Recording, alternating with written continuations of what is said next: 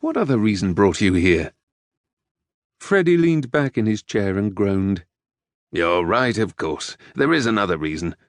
He paused. When he spoke, his voice was filled with frustration. "I have decided to marry." Griff tried to hide his surprise, but failed. "And who is the lucky lady you wish to make your marchioness?" "I don't know. I haven't picked her out yet." Griff did laugh this time. "I don't believe it. What brought this about?" "I turned 26 last week." "And?" "I am in need of an heir." "I see." "Everything I have is entailed.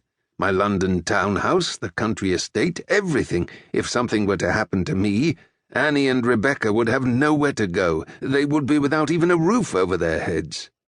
"It took you all this time to realize this?" Freddie raked his fingers through his dark curly hair. "Perhaps I'm finally growing up." He gave a short laugh. "That's a surprise, isn't it? Father would be shocked if he were still alive to hear me say that. Or perhaps I have finally accepted my own mortality. None of us knows what tomorrow will hold. You more than anyone can attest to that." Griff's blood turned to ice. "Yes, the future is uncertain for all of us."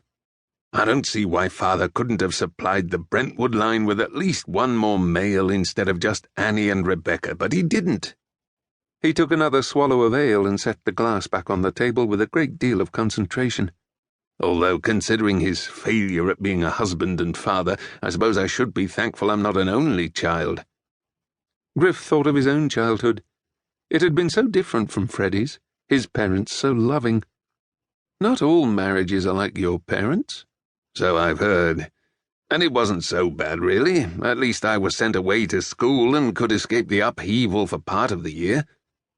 Freddie slowly turned his glass in tiny circles on the table. "It was worse for Annie. She had nowhere to go." Freddie lifted his glass and took another swallow. "It's no wonder neither of us have jumped at the chance to marry." Griff absorbed Freddie's words, then softly asked, "So, have you begun the search for your perfect candidate?" "I began tonight, but tired of it after dancing with the 5th or 6th blonde-haired, blue-eyed twit. Bloody hell, Griff, they all seem so young." "They are. You should have chosen your bride years ago, when the eligible young ladies were your age." "What a depressing thought." Griff smiled. "So you're seeking out my company on the rebound. I am indeed flattered." "You should be. At least I have no intention of letting you step on my toes, then whispering my apologies as if your clumsiness was my fault." "It must indeed have been a trial for you." "It was." Griff smiled. "Drink up. You can spend the night at Covington Manor. Things will look better in the morning, after a good night's sleep and a hearty breakfast."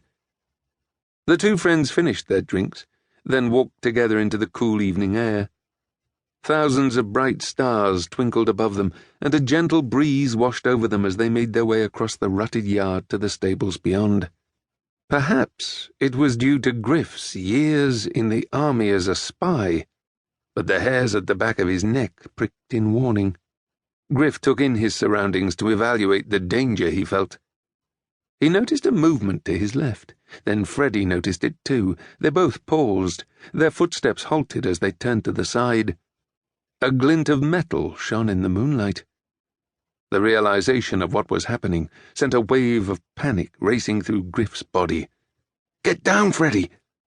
Griff reached for the pistol he always kept in the pocket of his jacket, but not in time.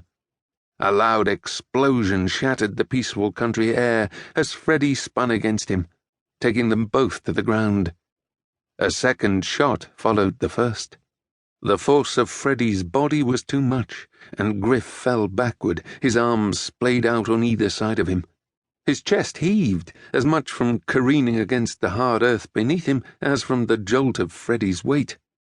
Bloody hell, he thought he'd left all this behind him. He was sure they'd executed all the traitors, just as he was sure the sniper who tried to kill him after the war hadn't followed him to England. He must have been wrong. Whoever it was evidently had no intention of stopping until he was dead. Griff's blood ran cold. Dread and disbelief ran rampant through his brain. He put his hands on Freddie's arms and gripped hard as he tried to move him. "Freddie!" Griff rolled Freddie to the side. "Are you all right?"